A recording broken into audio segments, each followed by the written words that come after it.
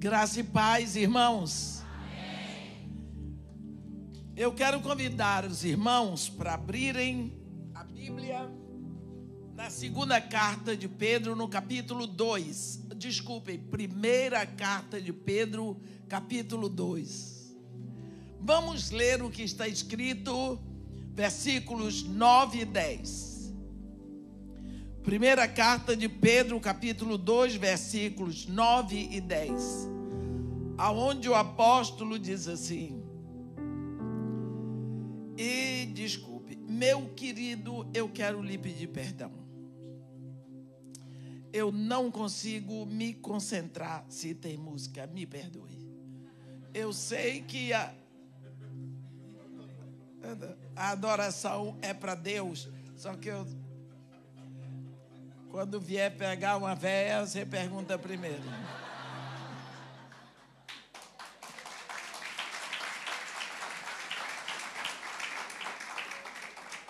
Eu sinto porque ele está adorando, mas eu não.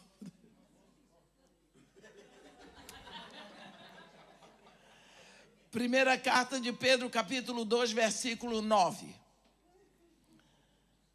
Vós, porém, sois raça eleita, sacerdócio real, nação santa, povo de propriedade exclusiva de Deus, a fim de proclamardes as virtudes daquele que vos chamou das trevas para a sua maravilhosa luz. Vós sim, que antes não erais povo, mas agora sois povo de Deus. Vós que antes não tinhais alcançado a misericórdia, mas agora alcançastes a misericórdia. Amém. Pense que quando o apóstolo Pedro escreveu isso aqui, eu não sei o que foi que ele sentiu no coração dele. Mas para um judeu escrever isso, lembrando a história deles, lembrando o que foi que Deus disse lá em Êxodo, no capítulo 19, versículo 5, Deus falou assim para Israel: agora, pois, se diligentemente ouvirdes a minha voz e guardardes a minha aliança, então sereis a minha propriedade peculiar entre todos os povos, porque toda a terra é minha. Vós sois para mim estrangeiros e peregrinos. Vós sereis reino de sacerdotes e nação santa. Nós vamos ver que Deus colocou um "se" na frente. Esta é uma promessa condicional. Se vocês fizerem isso, então eu farei aquilo. Nós sabemos que Israel errou. Israel trocou Deus por ídolos. Israel não cumpriu, Israel quebrou a aliança. Hoje nós vemos Israel aí, esperando, porque Deus não anulou a sua promessa com Abraão. Mas Deus não desistiu de ter aqui na terra uma raça eleita, um sacerdócio real, um povo de propriedade exclusiva dele. E por isso agora nós vemos Pedro chegar e nos dizer, mandar uma carta para a igreja dizendo: aquilo que Israel não cumpriu, Deus abriu as portas para que fosse cumprido em vocês. Qual a diferença aqui? É que é uma questão de lei e de graça. A lei veio, mas a lei de Moisés não veio para ficar. A Bíblia diz em João 1,17 que a lei foi dada por intermédio de Moisés, mas a graça e a verdade vieram através de Jesus Cristo. Assim, quando a lei vem para conscientizar o povo de que eles não podem cumprir a lei santa de Deus Eles precisam de Deus, mas a lei vem para dar conhecimento do pecado. Porque se não tem lei, ninguém pode descumprir a lei. Por exemplo, se o pastor disser, a partir de domingo, ninguém mais prega aqui no púlpito, nenhuma mulher prega no púlpito usando calças compridas. Até agora eu não estou descumprindo a lei, porque não tem a lei. A lei vai vigorar a partir de domingo. Domingo à noite, se vier uma mulher aqui pregar usando calças compridas, ela está descumprindo a lei. Então, quando não tinha lei, o povo não sabia o que era certo, o que era errado. Eles não estavam descumprindo uma lei. Mas quando a lei vem através de Moisés, o povo vai para cumprir aquela lei, mas eles não podiam. Você quer que eu lhe diga? Quando nós pensamos, tinha um altar, que era uma mesa de madeira de acácia, coberta forrada com cobre,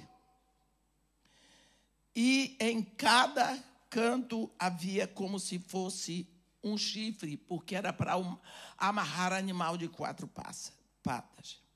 Aí ia aqui o Pedro, vou botar no nome de um Pedro. Tem algum Pedro aqui? Me perdoe, não é você. Vai aqui o Pedro, e ele vai andando e ele vê um homem com a mulher dele.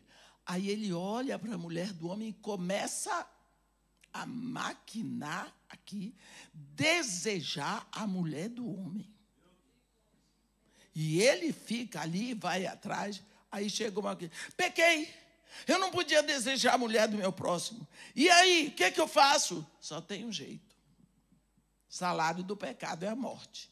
Então ele vai comprar um cordeiro para morrer no lugar dele. Lá vem ele puxando o cordeiro e todo mundo dizendo, e que será que o Pedro fez, hein? Que será? Mas é em público. Chega lá, ele entrega o cordeiro para os sacerdotes.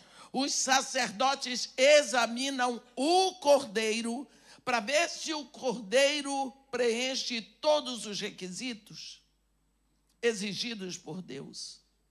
Preencheu, os sacerdotes amarram as 4 patas do cordeiro nos 4 chifres do altar. O homem vem, coloca a mão sobre o animal, se fazendo um com ele. E os sacerdotes sacrificam o animal. O homem fica ali até que eles fazem tudo, as partes que tinham que ser queimadas, são queimadas, viram cinza, aí o homem sai de lá. Estou livre do pecado. O cordeiro morreu no meu lugar, agora eu estou livre de tudo isso. Vai passando outro homem casado com mulher. E o taradinho está lá. Ai, pequei, vai comprar outro cordeiro? Não vai ter cordeiro que chegue para o Pedro. O que vai acontecer é que no final do dia o Pedro está dizendo, Senhor, me ajuda, me acorde, tem misericórdia de mim, que eu não posso deixar de ter pensamento ruim, de desejar a mulher dos outros, não tem mais dinheiro para comprar cordeiro. Então, sabe o que... Então, você está vendo a lei? A lei serviu para lhe dar consciência de que você é pecador. E de que você sozinho não pode vencer. Então você precisa de Deus. Vai chegar a hora que você está clamando pela ajuda de Deus. Então a lei criou essa consciência no povo de Israel. Aí Deus vai enviar o Cordeiro, que vai tomar todo o pecado do mundo sobre si. E através disso ele vai enviar a graça. Aí vai começar o problema. É que os judeus não entenderam a graça. Graça é bom demais para o povo aceitar. E começou. O povo não aceitava, não aceitava, não aceitava. vamos ver aqui. Então, nós vamos ver hoje 2 exemplos. Porque mais do que isso não dá tempo mesmo. Logo que vem a graça para a terra. Vem a graça. No capítulo 2 de Atos. Desce o Espírito Santo. Não é? Desce o Espírito Santo. Aí começa aquela maravilha. Tem uma igreja na terra, filhos de Deus. Já começou com 3.000 e poucos, no dia de Pentecostes. Foi uma explosão. Vocês sabem o que é explosão? Explosão é o seguinte: aqueles discípulos de Jesus Cristo estavam todos abarrotados da palavra, eles estavam cheios da palavra, porque eles estudaram a palavra 3 anos com Jesus. Jesus Cristo é Deus visível, é Deus possível, é Deus palpável. Em João 14, Jesus diz para Filipe, quem vê a mim vê o Pai, porque eu e o Pai somos um. Este Deus ensinou a palavra do próprio Deus a esses discípulos 3 anos. Para que eles serviram? Confusos, brigavam, criavam confusão danada. Tanto que quando Jesus ressuscitou, Jesus disse, ide, fazei discípulos de todas as nações, batizando-os, ensinando a eles tudo o que eu vos tenho ordenado, tudo mais. Mas agora não. Permanecei na cidade, até que do alto sejais revestidos de poder. Quando vai ser isso? Recebereis poder quando vier sobre vós o Espírito Santo. E aí então sereis meus testemunhos em Jerusalém, em toda a Judéia e Samaria até os confins da terra. Viu? Eles tinham toda a palavra, mas não podiam ir. No dia em que Jesus os levou para Betânia, de uma hora para outra eles viram que Jesus estava descolando do chão e subindo. Eles voltaram para Jerusalém, ficaram presos, se fecharam numa sala. A Bíblia diz com medo dos judeus, porque os judeus diziam que eles roubaram o corpo de Jesus para inventar que Jesus tinha ressuscitado. Então estavam com medo. Eles fechados naquela sala. Lá fora, a cidade estava assim de judeus piedosos de todos os cantos da terra, prosélitos. Prosélitos não são judeus, mas são convertidos ao judaísmo. Por quê? Porque ia ser Pentecostes. E você lembra que lá em Levítico 23, Deus diz, as festas fixas que celebrareis serão convocações solenes. São estas as minhas festas. Paisasmos, Páscoa, primícia, Pentecostes, trombetas, expiação e tabernáculos. Então, para essas festas, os judeus faziam questão de correr para Jerusalém, porque lá estava o templo. Então, como ia ser festa de Pentecostes, Jerusalém, que hoje já não é tão grande, você imagina 2000 anos atrás, cheia de gente e os discípulos todos fechados, no dia de Pentecostes, no dia da festa. A Bíblia diz que eles estavam todos reunidos no mesmo lugar, de repente ouviu-se um som do céu. Eu não sei o que Lucas quer dizer quando ele fala um som do céu, mas deve ser um som diferente de todos os sons da terra, como de um vento impetuoso que encheu toda a casa. E apareceram distribuídos entre eles línguas como de fogo, que pousou. Sabe o que é pousar? Parar, habitar, ficar. Uma sobre cada um deles. Ficaram. Eles passaram a falar em outras línguas. Chegou o poder. Quando o poder chegou para eles, o que foi que aconteceu? Eles tinham a palavra. Agora veio o Espírito, o que foi que aconteceu? Pá! Uma explosão de vida, meus irmãos. Porque quando você põe espírito mais palavra, é igual explosão de vida. Não foi assim lá na criação do mundo? O espírito pairava. Quando Deus deu a palavra, houve uma explosão. Começou a criação. Então agora eles não puderam mais ficar fechados. Eles saíram dali falando das maravilhas de Deus. E como houve quem dissesse que eles estavam bêbados, Pedro se levantou e fez o primeiro sermão no poder do Espírito Santo. 3.000 almas foram convertidas. Agora, a igreja nasce desse jeito. E agora eles estão cheios do Espírito Santo. Chegou a graça de Deus. Capítulo 3, vai acontecer uma coisa interessante. A Bíblia diz assim que Pedro e João estavam subindo ao templo no maior para a oração da hora nona. A oração da hora nona era uma oração por pecados ocultos que tinha todos os dias no templo.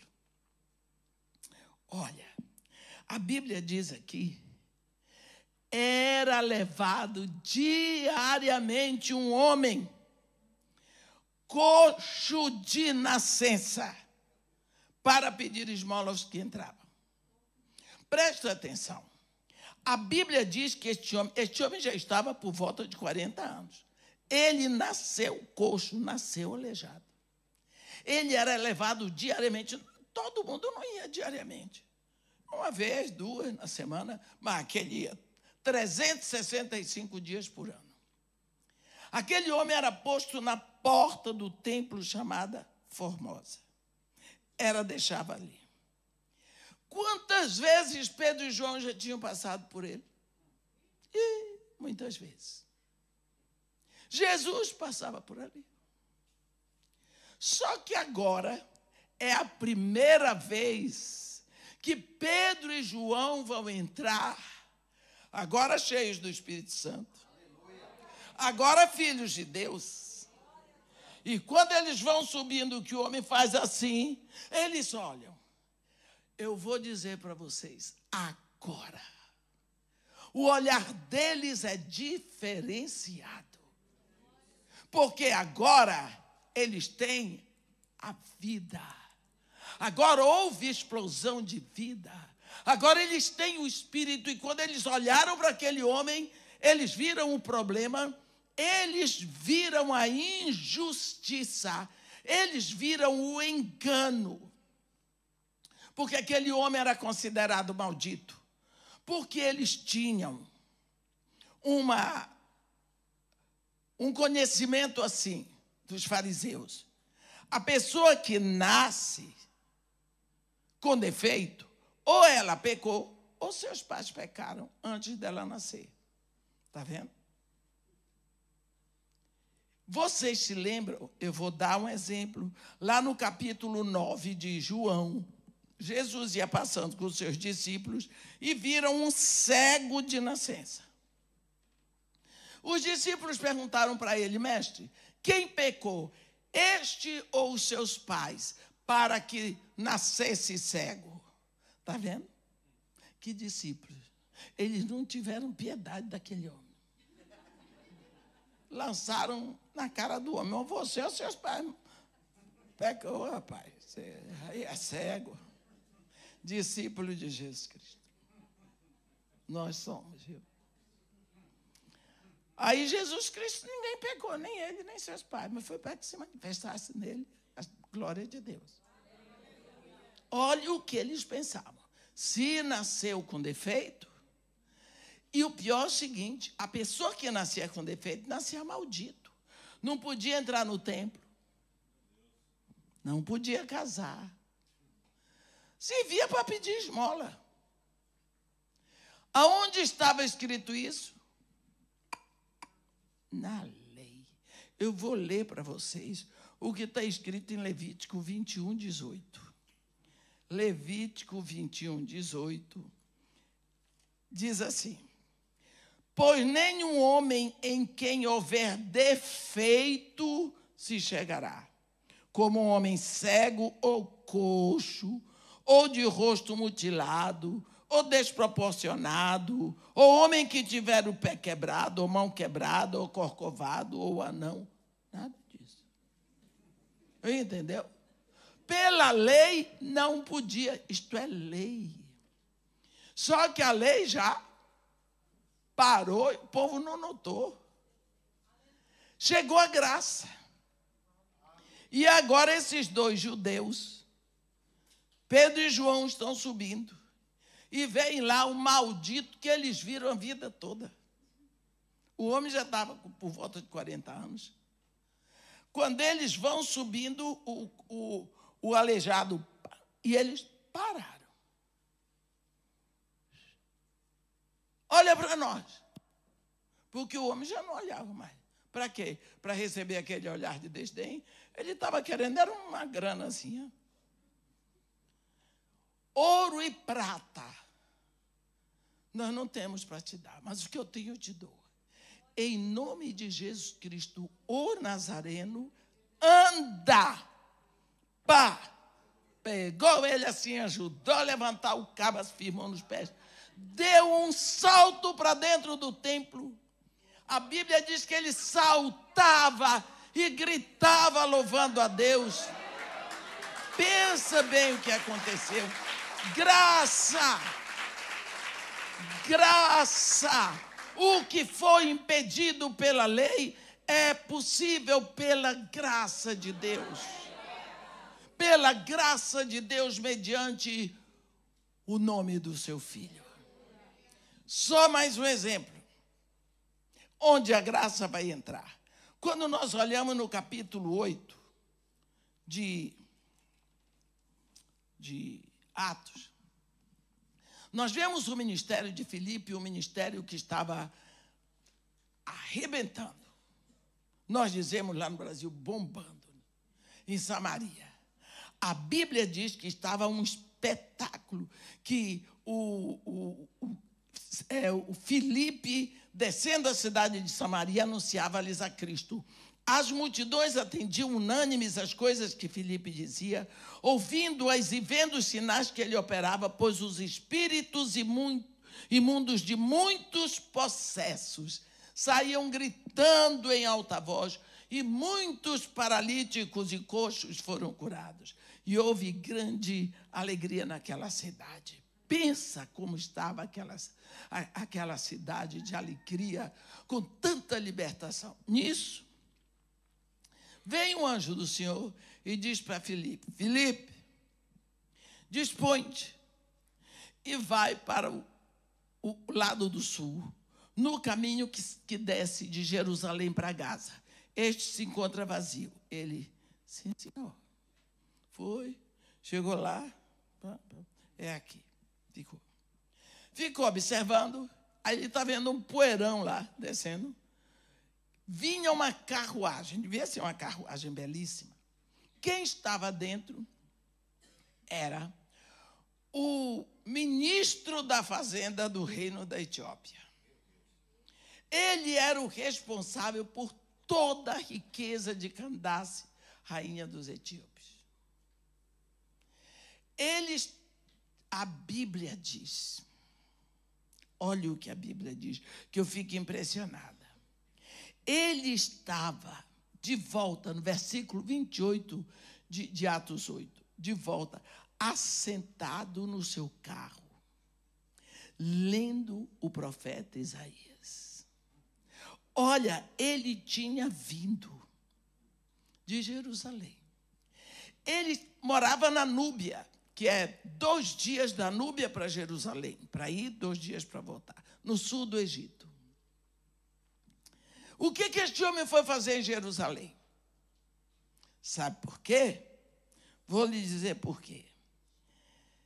Deuteronômio 23 diz assim: aquele a quem forem trilhados os testículos ou cortado o membro viril, não entrará na Assembleia do Senhor. Aquele a quem forem trilhados os testículos ou cortado o membro viril, não entrará na Assembleia do Senhor. Esse homem aqui era eunuco, o ministro da Fazenda de Candace. Era eunuco. Então, o que ele foi fazer em Jerusalém se ele não podia entrar na Assembleia? Existia no coração desse homem um desejo tão grande de adorar. Existia um desejo tão grande de estar no meio da congregação, adorando a Deus, mas ele era impedido porque era eunuco. Mas o desejo era tão grande que ele queria ver. Então ele pegou a carruagem, 2 dias da Núbia para Jerusalém para ver. Agora ele está voltando, frustrado, triste. Por que eu? Por que exatamente eu? Aquele homem devia ter tudo, mas ele não podia adorar. Mas o coração dele era desejoso. E lá vem ele no desengano dele, naquela carruagem tão linda.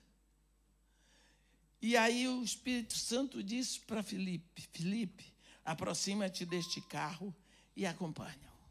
Filipe, apostando corrida com a carruagem do homem, ele ouviu que o homem estava lendo o profeta Isaías.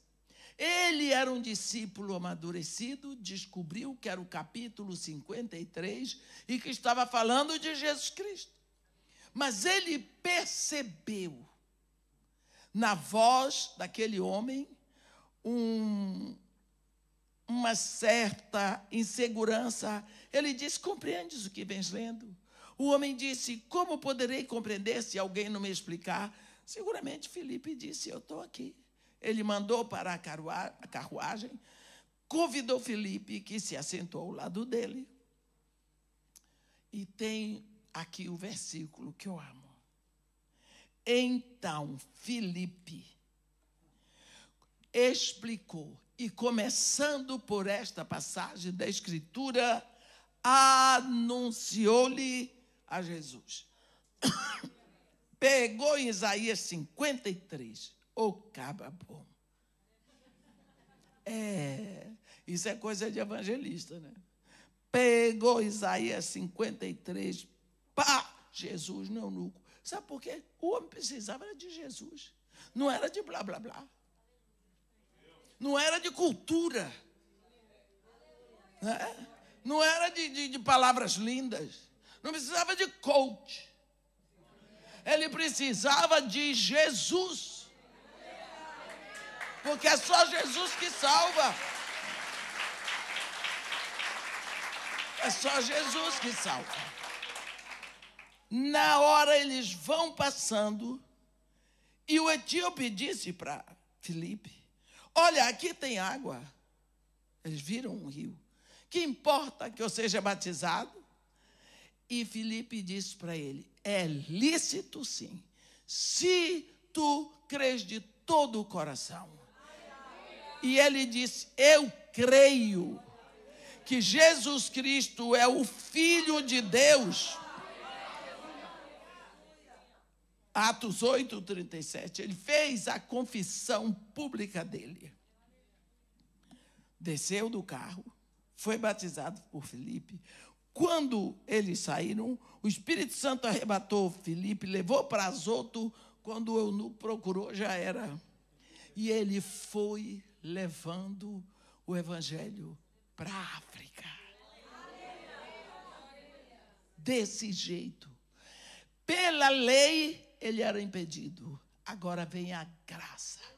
A graça foi abraçar este homem no caminho de volta, na frustração e na dor dele. Quando nós pensamos isso aqui que acontece. Por exemplo, antes que os discípulos tivessem o Espírito Santo, eles passavam por aquele coxo na porta do templo. Não percebiam nada, eles não viam nada. Era só mais um coxo de nascença.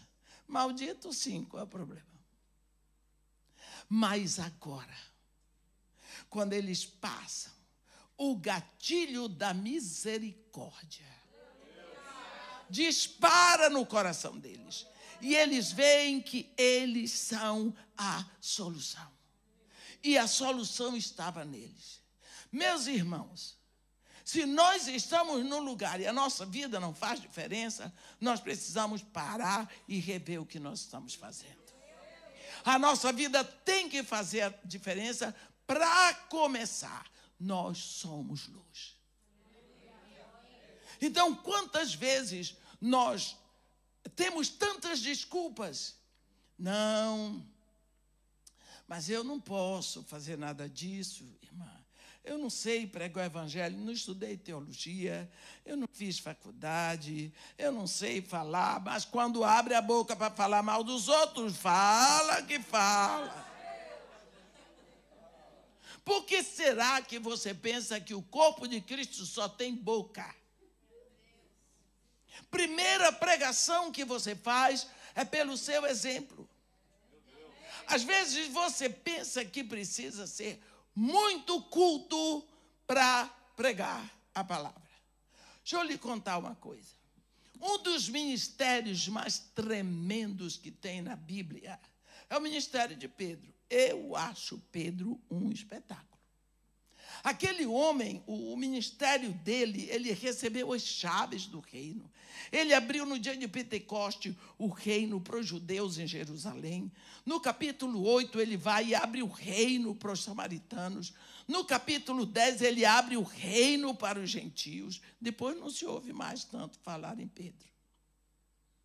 As cartas dele. Quem foi que falou de Jesus para Pedro? Quem foi que levou Pedro para Jesus? Quem foi? André. Quem é André? O irmão dele. Quando encontrou Jesus, ficou com Jesus um pouquinho na casa de Jesus, correu, Simão, achamos o Messias, que quer dizer Cristo. Levou Pedro para Jesus. Quando Jesus olhou para Pedro e disse, tu és Simão, o filho de João, mas tu serás chamado Cefas, rocha, Pedro. Olhe bem, tu és, mas tu serás. Está uma moda lá no Brasil, assim, igreja inclusiva. Eu nunca vi igreja que não seja inclusiva. A sociedade mais inclusiva que existe aqui, debaixo do sol, é a igreja. Porque a igreja inclui todo tipo de pecador. Quando uma pessoa aceita Jesus comigo, ela diz, irmã, para que igreja eu vou? Eu digo, vou para a igreja cristã, evangélica, mais próxima da sua casa. Eu não digo qual é a igreja, porque é tudo igual. Ah, irmã, tem uma igreja assim, então vá. Uma igreja onde você vai aprender a palavra de Deus. Agora eu vou lhe avisar uma coisa. Abra seu olho. Porque lá você vai encontrar todo mundo que nem você. Gente que fala mal dos outros. Gente que faz fofoca, mentiroso. Gente que inventa que é muito espiritual. Para parecer respeitável. Você vai encontrar todo tipo de safadinho. Só uma diferença. É que aqueles que estão ali já se renderam a Jesus, o Espírito Santo está na vida deles, está levando numa caminhada de santificação. Para o ano eles estão um pouco melhor, e no outro ano eles estão um pouco melhor, e vai crescendo. É só isso. Vai crescendo. Olha, no dia que você ouviu a palavra da verdade, o evangelho da salvação, você se rendeu a Jesus Cristo, naquela hora, meus irmãos, naquela hora você é justificado. Está tudo pago. Naquela hora você está, como a gente diz, salvo. A justificação é imediata, é total e é pronta. Mas naquela hora lhe é dado o Espírito Santo. E agora vai começar um caminho chamado santificação. Esse é longo. É enquanto você viver. E demora para fazer um santo, viu? Demora para fazer um santo. E o Espírito Santo vai e aperta daqui, e aperta dali, aperta dali. E você vai, e o caminho é estreito. E você vai, caminho de santificação. Por isso eu digo, a diferença que nós que estamos aqui dentro da igreja e os que estão lá fora é que os outros ainda não conhecem. Então eles não entraram. Nós já somos filhos de Deus, já somos. Mas agora começa a santificação. A Bíblia diz que Deus nos escolheu em Cristo antes da fundação do mundo para sermos santos. Não é para sermos salvos. Então você vê, ninguém fala de André. Mas André levou o grande Pedro para Jesus. E Paulo, conhece algum ministério mais entusiasmante do que o de Paulo? Eu sou fã de Paulo, gosto dele, eu sei da vida dele. Gosto de Paulo. Se vocês soubessem que eu sou capaz de dizer livros, capítulos e capítulos do que Paulo escreveu. Quem foi que teve misericórdia de Paulo? Paulinho não era flor que se cheirasse. Era difícil. Você viu a perseguição que ele fez em Jerusalém contra a igreja? Massacrando a igreja de Jesus Cristo. Defensor da lei. Um legalista de marca maior. Fanático que só ele. Achou que tinha conseguido uma grande coisa. Porque ele tinha conseguido apedrejamento de Estevão. Estevão estava incomodando. Porque Estevão era cheio do Espírito e ele não tinha. Estevão tinha a lei e os profetas, mas tinha o Espírito. Paulinho tinha só a lei e os profetas, se incomodou. Pronto. Leva para o sinédrio e de lá para o apedrejamento. Quando ele viu que deu certo, a perseguição foi tão ferrenha que a Bíblia diz em Atos 11, todos, Atos 8, todos, menos os apóstolos, deixaram Jerusalém. Aí Paulo se sentiu uma autoridade jovem. Os pais tinham uma condição financeira boa. Mandaram Paulo para Jerusalém para investir nos estudos do garoto. Falava grego, hebraico, latim e aramaico. Um rapaz que tinha conhecimento de toda a literatura universal. Um negócio fora do comum. Ele foi, pediu autorização para o sumo sacerdote para ir a Damasco. A gana que aquele rapaz tinha. Ele achava que era dessa forma que ele estava agradando a Deus. Ele tinha certeza, meus irmãos. Ele tinha certeza que Jesus era um impostor. O Nazareno é um impostor. Ele recebeu a morte que devia receber, que é a morte de maldição na cruz. Os discípulos dele roubaram o corpo dele para dizer que ele tinha ressuscitado. Paulo tinha certeza disso. E ele estava defendendo a lei de Moisés, fazendo o que Deus queria que ele fizesse. Era isso. Porque em Damasco existiam por volta de 40 sinagogas. Então ele vai ao sumo sacerdote e pediu cartas de autorização para que ele fosse a Damasco com um grupo dele e entrasse pelas sinagogas. Se encontrasse algum discípulo de Jesus Cristo, ele ia prender e trazer para Jerusalém. 6 dias de viagem. Fosse homem, fosse mulher. Para ser preso em Jerusalém. Quem sabe morto. Era assim. Esse é o Paulo. Ele foi, recebeu as cartas de autorização entra no caminho com toda a força. A Bíblia diz que quando ele se aproximava de Damasco, uma luz brilhou em volta dele. E ele caiu, literalmente caiu do cavalo.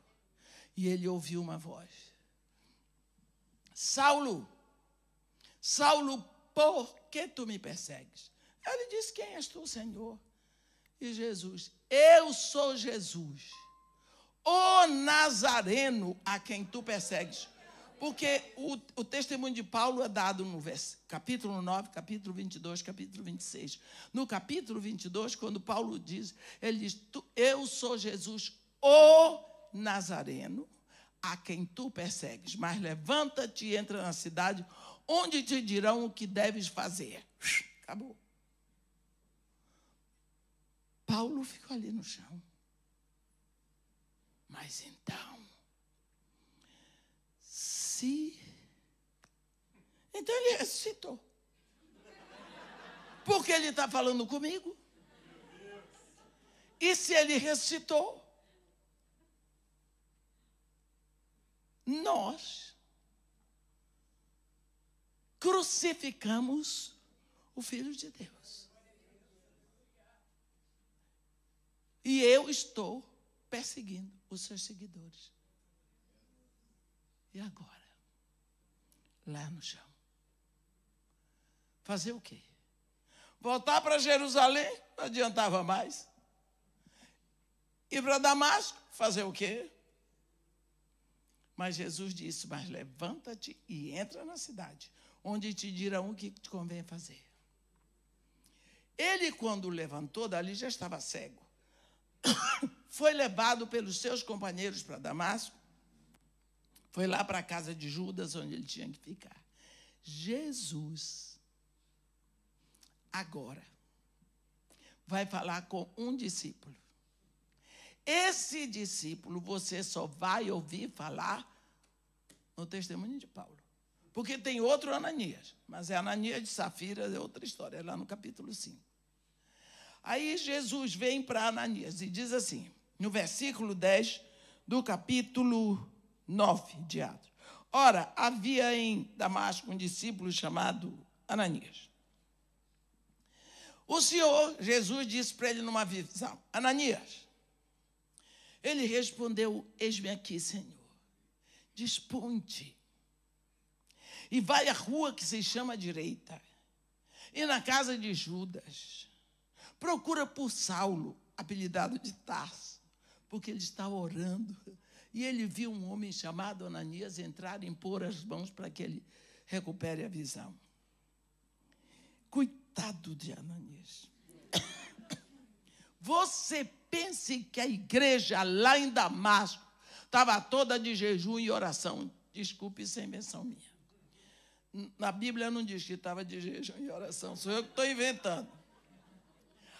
A igreja estava orando, isso com certeza, para que Saulo não chegasse lá para perseguir, porque eles sabiam o que Paulo tinha feito em Jerusalém. A igreja toda clamando, pedindo, chorando diante de Deus, e Ananias também. Agora Jesus aparece para Ananias e diz para ele: o homem já chegou. Jesus deu a notícia, mas está cego. E o pobre do Ananias, coitado, vira para Jesus e diz assim: Senhor, de muitos temos ouvido a respeito deste homem. Quantos males tem feito aos teus santos em Jerusalém e para aqui. Ele trouxe ordem dos principais sacerdotes para prender a todos aqueles que invocam o teu nome. O que é que Ananias estava dizendo, Senhor? O senhor não sabe, deixa eu lhe explicar quem é esse homem. Esse homem é uma peste. Ele matou, ele fez, ele aconteceu. Em Jerusalém, todo mundo foi embora, todos os cristãos por causa dele. Agora ele está vindo para cá para fazer o mesmo. Senhor, ele vai fazer a mesma coisa com os seus servos. É dessa forma. Eu me lembro, fazer um parêntese. Eu tenho um projeto no Morro Dona Marta, no dia que eu cheguei lá. eu vi que o meu barraco tinha caído. Eu entrei numa loucura. Eu não era tão amadurecida quanto eu sou hoje. E eu chorava. Porque eu não tinha dinheiro nem para tirar os escombros. E eu me lembro que eu disse para Jesus Cristo: eu sou sua amiga. E o Senhor me trata desse jeito. É por isso que o Senhor tem poucos amigos. Eu disse.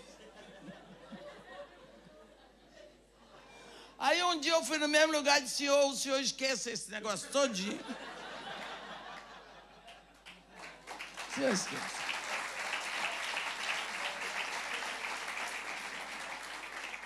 Quando eu vejo esse Ananias aqui, eu entro na pele dele e digo: misericórdia, Senhor Jesus, Filho de Deus. Aí ele disse, praticamente Ananias disse para ele: deixa o homem cego, porque cego ele não pode perturbar. Jesus Cristo, olhe para Jesus.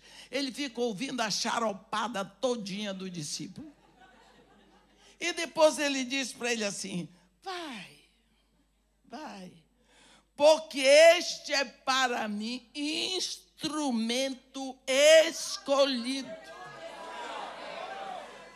para levar o meu nome perante gentios e reis, como também perante o povo de Israel, porque eu vou mostrar a ele o quanto vale sofrer pelo meu nome. E desapareceu. E Ananias ficou com a batata quente na mão. E agora? Tinha lá um Paulo, instrumento escolhido de Jesus, esperando Ananias ir para impor a mão. E Ananias ficou aqui. Tinha que ir. Vou, não vou. Mas graças a Deus foi. Agora, é bonito esse Ananias. É lindo a gente ver os irmãos da gente na Bíblia. Sofridos, fazem bobagem. Mas olha o coração. Chegou lá, foi entrando na casa de Judas. Olhou para Paulo e disse: Saulo, irmão, o Senhor me enviou a saber, o mesmo Senhor que te apareceu no caminho por onde vi, para que recuperes a vista e fiques cheios do Espírito Santo. Eu fico imaginando o coração de Paulo. Caíram como escamas dos olhos dele.